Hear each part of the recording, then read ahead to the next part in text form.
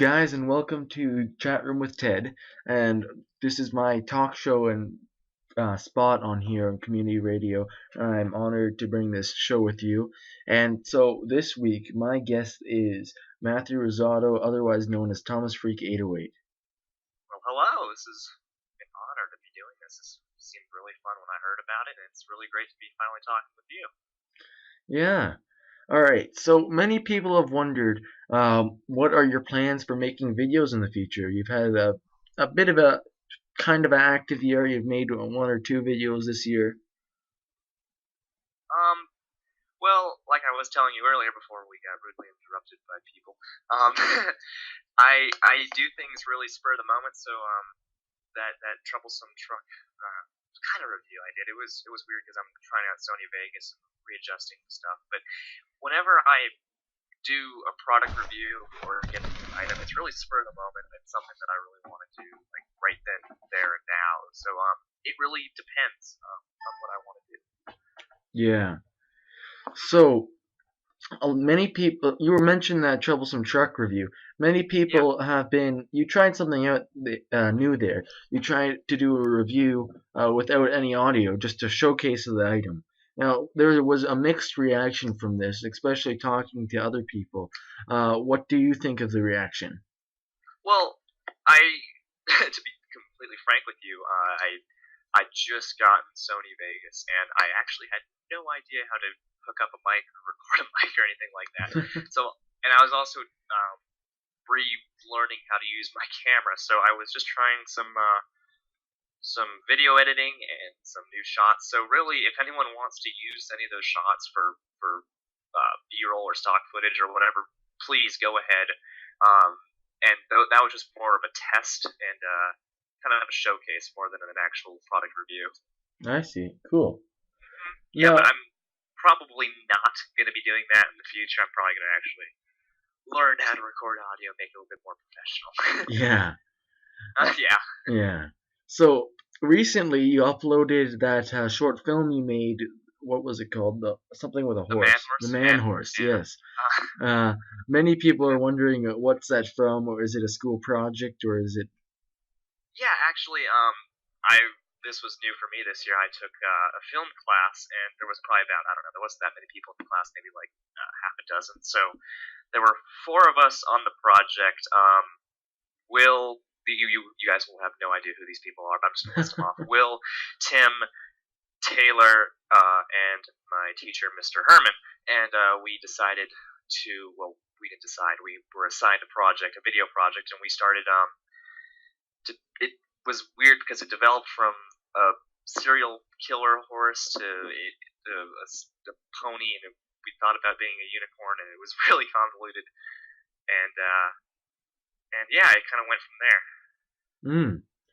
Cool. And yeah, so I didn't see the reaction from the Wooden Railway users viewing the video. How do you think they viewed it? I think it was generally positive. I turned off ratings and all that, left comments on it. I just wanted to have some peace and quiet and not be so stressed out about what people think of my work. So I'm at that point in my career, you could call it, that I do what I want to do, and if people enjoy it, that's great. They can tweet me or reach out to me on Skype or whatever. But generally, YouTube comments have been not my favorite thing in the world. And then ratings, but that's fun. So I know we were talking about this a bit before the interview started, but one of the things that you are famous for is having the most white faces in the community. I think you have 3 white faces. Yeah, I'm proud of this, but I know a lot of people. I don't know if it's hate or resent or jealousy. It's jealous, man. I'm in the same boat. I have 2, and I understand people just freak out about the white faces. Yeah, what people need to realize is that, a lot of people were hating on me for how much I spend on my products. I'm not rich by any stretch of the imagination, but I'm in a financial situation that allows me to buy this, and so I don't actually own a gaming console. So for people spending $500 on Xboxes and PlayStations and $60 on a brand new game, I put that money towards other stuff, and Thomas Wooden Railway being one of them. Yeah, cool. Now, I know you said you didn't. Your videos are spur of a moment, but I remember watching on your channel years ago some of these small shorts you made, and I think there was like one about electing Birdie for president or something like that, or mayor of Silver. Yeah, Bertrand for president. I don't know. It was a thing with I wouldn't call him a disgrace member. He was a friend of mine back then, but Sir Topham Hatt 291, or Jack, as many people still hate him. You know, I want to just, I'm on the fence. I know what he did. I was his friend, and I don't want to bring this back up. But he really liked Bertrand for some reason, and so back in 2012, right before the U.S. presidential election, I decided to do a stupid little short with him and some cool music. Yeah. Yeah, cool. So yeah, everything I usually do is kind of spur of the moment. Sometimes I'll set out in a couple months in advance and say, okay, I'm going to do this. I'm going to film it now. I'm going to edit, and then finally by that date it'll be published on YouTube. But actually, for the Bertrand thing, that I actually stayed up in back when I was a smaller kid. So staying up until 10 or 11 was kind of a big deal on November 5th, 2012, because the election was on the 6th, I believe. Pardon me, someone will correct me, but you know, I did that, and I stayed up and put it out, and people, I guess they liked it. I'm not sure, but I think they did. Cool. So another question I have is about about back then in the early days. I remember reading somewhere that you were one of the only users back after the collapse of the community in 2009, and back when you were pretty active, there wasn't many users pretty active. Can you tell me a bit about how it was being back then? Well, you see, I joined in kind of a weird time. My favorite users back in the day were Phil or Ryan and Henry Fan 88, and I completely forget his first name. But they were you could call them inspiration, I guess, right? And yeah. They were the reason why I started doing Wooden Railway. I was like, well, geez, I have some trains. I think people might want to see these too. So I started getting on the collecting and investing and just showcasing some of my trains, and obviously getting new trains and just making scenes, starting at my closet, moving down to the garage, and now I'm kind of past all that and just going outside and doing it. But back in the day, it was weird because I joined and not many people were around. I remember Colby. I don't know, no one will get these people, but Colby, and then pardon my history a bit here, but Jack joined, and then let's see, Flying Scotsman joined. I remember, Wooden Railway Reviews was kind of starting his channel, and Percy number 6 was still gone, but he came back a couple months or years later. So yeah, it was a weird time, but I'm proud that I can say that I've been around this long. Not many people have lasted that long. Yeah, and especially a lot of users that have lasted that long were on hiatus, like you were saying, Percy number 6, and a few other users were they weren't around for a lot of the time you were. You were around in a time where the community wasn't strong. It was really in a lull and a hiatus. Yeah, it was a weird time because there were probably about 5 people that I regularly talked to, and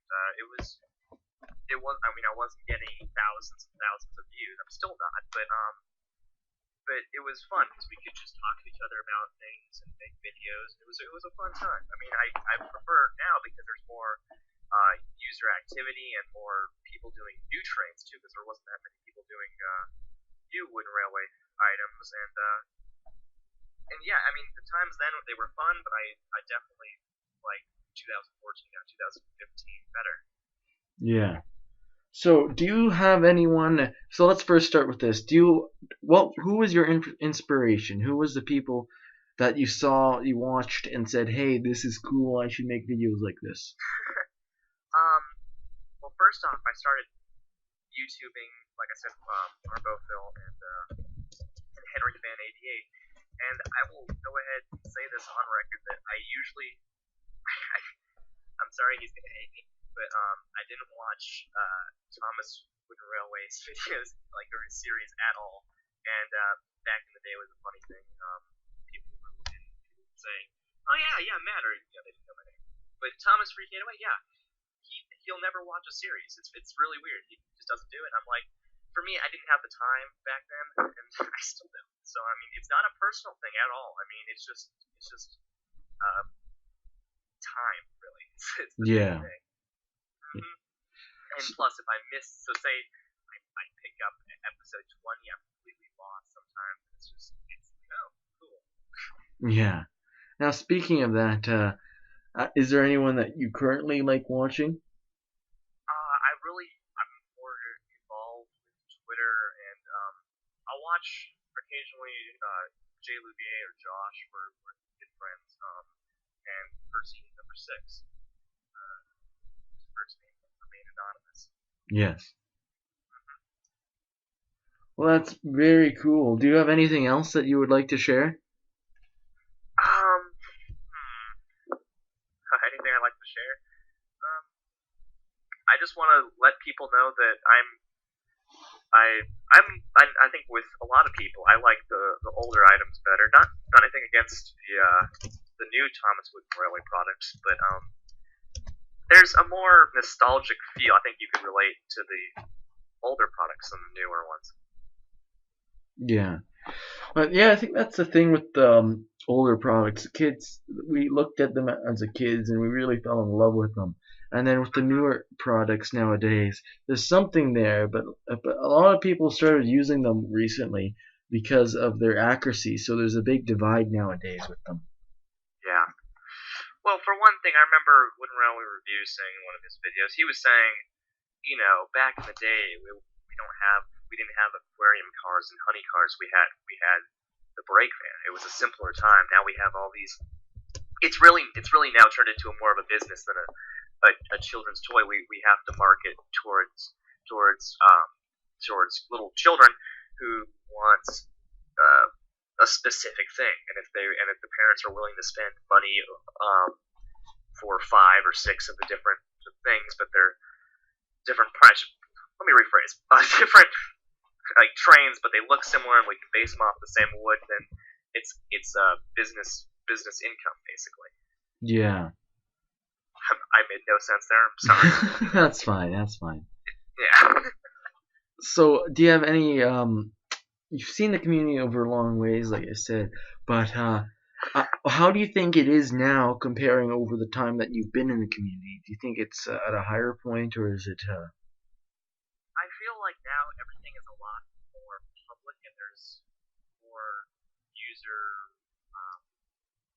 There's more interactivity, I would say. Back when I joined, Twitter wasn't a thing. We actually had to comment on people's videos. Eventually, Skype was a thing. And now Twitter has really, I don't want to say taken over, but it really has provided a new level of interactivity that we can just blurt out things like, hey, nice video, and just be done. YouTube comments have always been the best thing in the world, but Twitter isn't perfect by any means, but it's definitely a better system than YouTube. Yeah. So, what is your favorite part today about the Thomas Wooden Railway community? My favorite part is just every user has its place, and we're all special. We all have different things we bring to the table, whether it be Josh and his, I don't want to make it sound weird, but his age and his really, he has the money to go out and purchase and review new things. So, he brings a certain thing to the table, which a lot of us can't, whether it be an age restriction or even just a financial situation. Yeah. Have you ever looked over the Thomas Wooden Railway Wiki recently? Recently, I last looked at it, this sounds really bad, 8 months ago. I just remember talking to person number 6, and we were like, yeah, we should probably not revive it, but bring more to the table, write more pages, just make it more of a history book. So did you find out about the hacking of the wiki that went on around that time? I did not. No, what happened? So anyways, there was a large there was a group of people that somehow obtained admin status and modified all the pages or deleted the pages, resulting in only around 20 pages being left at the end of it from before the hacking around 160. Wow, I did not. Was this like 2013? No, this sounded like right after you were been talking with person number 6. It was around 8 months ago. Jeez. No, he never told me anything about this. Probably happened. Yeah. And then since then, person number 6, myself, and Mr. MPS 2002 have been working to restore the wiki, and we're finally getting it to a point where we almost have a page for every member again. Nice, that's great. Yeah. That's something that everyone should really check out is the wiki. There's a lot of useful facts and things that you probably wouldn't know unless you watch literally every single video that each and every one of us has put out. Yeah, that's just about impossible unless you've been here since 2009 too. Yeah. No kidding, right? Yeah. I know a lot of people have been here since 2009 and before that. I mean, and they've seen the progression and evolution of YouTube and the channel pages. I remember back in 2011 or 12, like, oh my goodness, they're releasing a new channel page. Oh, it's going to be the end of the world. Somehow we got over it. Yeah. It was funny. Yeah. I don't know. A lot of people don't get what I'm talking about, but Yeah.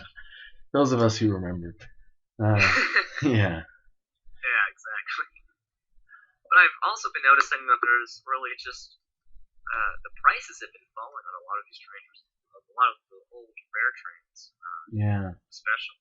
Which is interesting because I remember back when I paid a pretty penny for some of my models, and now that I can see them on eBay for, I don't know, 20% cheaper, if not greater.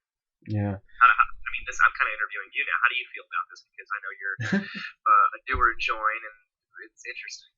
Well, it's very interesting, especially when you look at the range of the items. Items that are back in like 10 years old now are starting to really pick up in price. Things like Molly and Neville, those sort of things that were only around for a year or two and then were discontinued are starting to pick up in price because everyone wants to buy one, but there's only a very few of them left now. And people have started to go from the old wooden ware away and start to like the newer one for its realicity more. And it's a big transition that's happening. But, it's all a supply and demand. Once that's all out, then they're going to move on to whatever it could be. I mean, it'll be interesting to see how it goes, but, it'll all work out. Yeah, it will be interesting. Yeah, pretty fun. So, I know that man horse thing was a little off the wall and people didn't really get it, but, I think it was just unexpected. I thought it was fun on YouTube, yeah. Yeah. I also had people in my class yell at me because they thought we were going to make millions of views off of it and I'm going to make a lot of ad revenue. But no, that's not how YouTube works. I understand exactly what you mean, and I have classmates that have YouTube too. Yeah, exactly. Yeah. Do you want to mention anything else before we end the interview? Wow. Basically, no, there's really nothing else. It's really fun to be here talking with you and getting to know all the newer users who've joined in the past year or so, because I am completely out of the loop. And, so yeah, it's been fun. If anyone else wants to talk to me, I'm on Twitter, Thomas4808. Add me on Skype, same thing. That's about it. I mean, it's been great talking with you. I can tell you now, I know at least 15 users who are going to add you on Skype. Skype gonna crash because of too much popularity. Yeah. Oh, I doubt it. Oh, someday. All right. So this has been it for the first chat room with Ted, and look forward to our community radio next week. We'll see ya. Bye.